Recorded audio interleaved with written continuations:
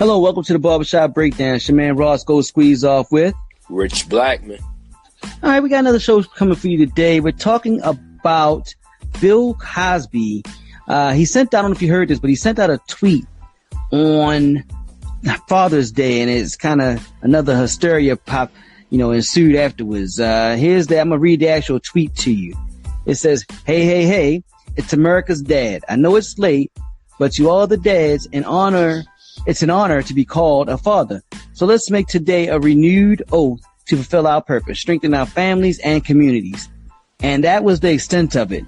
But then Twitter kind of exploded. I think the very first tweet, someone tweeted out, "Oh my God, no. You can't really read, can you?" You can't really read in a room, can you? Let me see. 45,000 views, only 378 likes. It's safe to say you're not America's dad anymore. Yeah. And it just keeps on going. There's just so many different comments of people kind of talking bad about that particular post. It's a bunch of GIFs, however you say it. And somebody has a GIF in that says "isn't going well." It's just a bunch of different things going on. So what do you think about Bill Cosby and his he used to be America's dad? Man, honestly, it saddens me. And I'm going to tell you why. It saddens me for a few things. Number one, it really saddens me that we live in such an unforgiving world. I understand that the things that he's accused of are very wrong. I get that. And if he did do these things, he's not perfect. None of us are. We all make mistakes. Growing up as a kid without a father in the house, every Thursday at 8 o'clock, I made sure that I sat at the TV to watch The Cosby Show. And growing up in the household that I did, my mother, she did the best she could. We were from a welfare family. You didn't get to see these type of families. We weren't near these type of families. We didn't live near these type of families. So this was my first introduction to what a dad was supposed to be, what a man was supposed to be, what a husband was supposed to be, and what a family was supposed to be as a whole. And that molded me in a lot of ways from a kid to now. A lot of those things stuck in my head, and that's who I wanted to be when I grew up. I wanted to be Dr. Huxtable. All of the positive things that he has done, that show has done for the community, for the world. It put a whole different light on African American families. I could not identify with Family Ties and shows like that. I couldn't identify. This was the first show that I could sit down, I could watch, and there were people that looked just like me in a positive light. It wasn't a Good Times. It wasn't the Jeffersons or anything like that. It was black people shown in a positive light. And Bill Cosby did that. He put that into play. He put that out there for everyone to see. And even with his spinoffs, where his children went to college, a different world, these were things that we wouldn't have been privileged to see if this man didn't fight to bring that to the forefront. You know what I'm saying? So I really feel like because he may have made or being accused of making a mistake, I really feel like it's sad. It's really sad that they're just taking all of this man's honorary doctor degrees and slandering him, and you're not America's dad anymore. You can't do that. You can't take away everything that this man has done because of something that he did. I don't think it's right, and I don't think it's fair. Well, see, I always wonder, you know me, the voice of the American legal system, is supposed to be guilty without reasonable doubt. To my knowledge, the young lady that they did convict him for, they never had any physical evidence whatsoever. So it's still questionable doubt to me. But the man is guilty. It doesn't mean he can't still have a good message. Because someone has committed a crime, does that mean they have no good message whatsoever? You know what I mean? I mean, if that's the case, our president committed adultery that we all know of, and he paid someone out for it. It means we can't take any good that he does for this country? No, we do. If he does something good, when he does something good, we will acknowledge that. And I just hate the fact that it just seems like Bill Cosby now is a pariah. He looks at it as a monster, and not just the Cosby Show in a different world. More than I watched the Cosby Show like you did, and I watched A Different World. But even more than those, I may have watched Fat Albert, which always has a positive message. My children watched Little Bill, which I never really saw much of that myself, but my children watched it, and that was very positive. Everything he did has a positive message, and it was positive for the world, or for America as America's dad, but also as black people. It was positive for black people when you didn't have a lot of positive black shows, without a lot of coonish activity to them. I mean, to for lack of a better word, everything was always you had to have jive to it, or you had to be a gangster, a thug, a artist, some type of performance, or a song artist, something that ain't television artist, or a pimp, or what have you. And he took that away. He made it like the average white show, where you could just be regular people with regular jobs doing regular stuff with regular friends. Everybody didn't have to be the greatest of what they did, or the baddest of what they did, or talk the slickest talk. No, I'm gonna have a regular show like a white show, and they'll just be regular people, and it'll still be funny, and they'll have a positive message. And since that has went off the air, you don't have many of those shows anymore.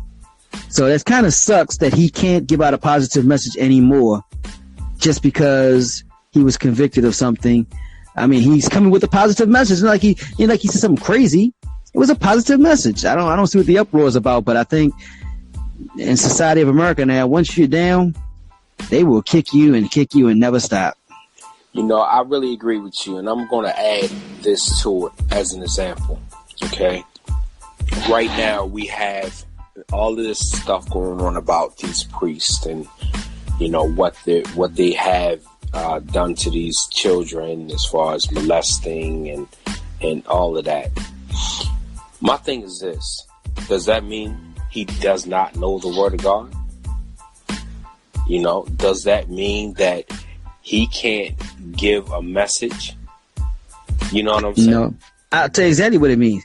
It means that Bill Cosby was a priest. He's just been moved to a different church, and he's been perfectly fine. That's true. He should have took his priesthood. That's all I would. No, they wouldn't even took his priesthood. They wouldn't even took it. He would have been moved to a different church somewhere in America. And if he was in Philadelphia, he'd been moved to Baltimore. If he'd been in Baltimore, he'd been moved to San Francisco. If he was in San Francisco, he'd been moved to Arizona. He'd still be a priest. He'd still be a Catholic priest. Nothing would happen. There'd be no repercussions for what he's done. So basically, the where he went wrong is he didn't become a priest. There you go. There you go. There you go. And the person that he's alleged to mess with were adults. If they would have been underage adolescents, then we just move him somewhere else and he'd be all right. Yeah. See you at church on Sunday. Yeah, it's sad, man. And I really feel like, at this point, I'm not even gonna say give the man a break, because I know I get a whole lot of backlash for that statement. Not give him a break, but accept the positive. If someone's doing positive, accept the positive. But I guess you can't accept that. So, and we just did a show about OJ. So, what if OJ had positive statements? Would we accept that, or are we looking at it totally different because of this guy's past history? Agree. And how long did he get? What he got? 3 years? 3 years. 3 to 10. So I'm sure he'll be home on good behavior. So what? Probably a year and a half or something. Matter of fact, I got it right here. Penalty is 3 to 10 years in state prison and a $25,000 fine. Oh, it says, hold up, with an earliest release date of September 25th, 2021. That's the earliest he can be released, according to this. I mean, September 25th, 2021. He got that. You got it up in him? I think he got it up in him, man. I hope he don't die in there, man, because for 1937, so he ain't no spring chicken. You know, I really feel like probably where he is, he's probably getting the best of the best in there, if that's even a such thing. And I'm sure that a lot of people are looking out for him because, I mean, regardless, he's still Bill Cosby. So, I don't know, man. I think he got it up in him. And I hope that when he does come out, I hope that he continues to do positive things, whether these people accept it or not. You know, I'm not even gonna lie, man. I hate to say it, and you know, I still support him. I do. I really do. You know, that's how I look at it, man. I support him.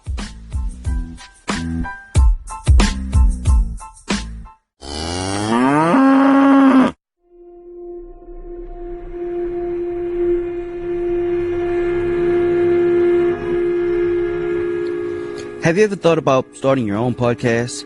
When we were trying to get this podcast off the ground, we had a lot of questions. How do we record an episode?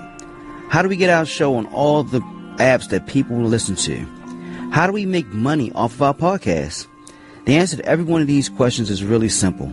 Anchor. Anchor is a one-stop shop for recording, hosting, and distributing our podcast. Best of all, it's 100% free and ridiculously easy to use. And now Anchor can match you with some great sponsors who want to advertise on your podcast. That means you can get paid to podcast right away. In fact, that's what I'm doing right now by reading you this ad. Anchor, we started almost about a year ago, and it's been a godsend. Like I said, it's a one-stop shop for everything. You don't have to have any experience, and it takes you where you want to be. So if you've always wanted to start your own podcast and make money by doing it, go to anchor.fm/start. That's anchor.fm/start. And join me and the diverse community of podcasters already using Anchor. That's anchor.fm/start. I can't wait to hear your podcast.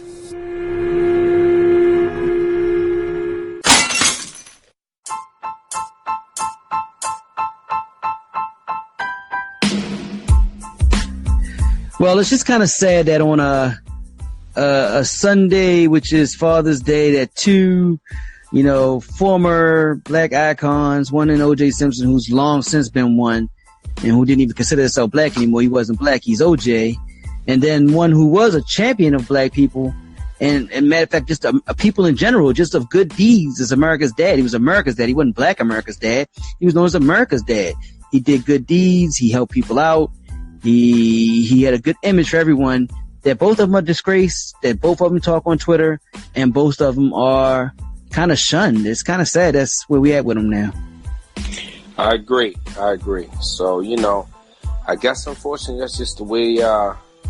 It's the way it is, and it shouldn't be, but unfortunately it's the way it is. But I'll tell you what, he's still my American dad. Well, I hope your American dad and my American dad at 81 years old makes it out in 2 years and change. I hope he gets to see another day on the free streets, man. That's a heck of an age to be in jail at.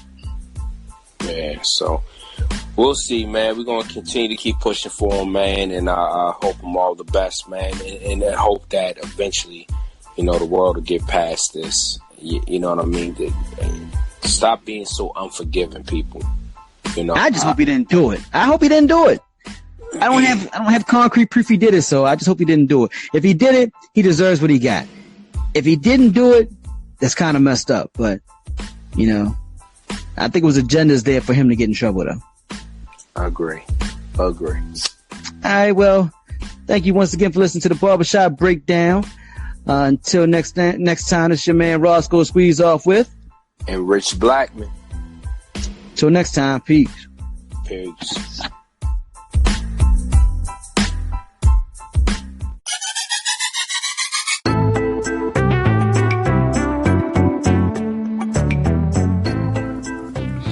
As they say, the barbershop is the cornerstone of the community. We discuss everything under the sun while bringing you that barbershop-style convo in a podcast. It's hosted by myself, Roscoe Squeezeoff, and my co-host, Rich Blackman. Please check us out on our Facebook page at The Barbershop Breakdown Show on Facebook. You can also join our private group from that very page. If you want to text us any of your comments or ideas, you can text us at 754-CALL-BBS, which is also 754-225-5227. We look forward to all your comments, all your ideas. If you have any topics or ideas you'd like to even be on our show, text us, communicate with us on Facebook. We can make it happen.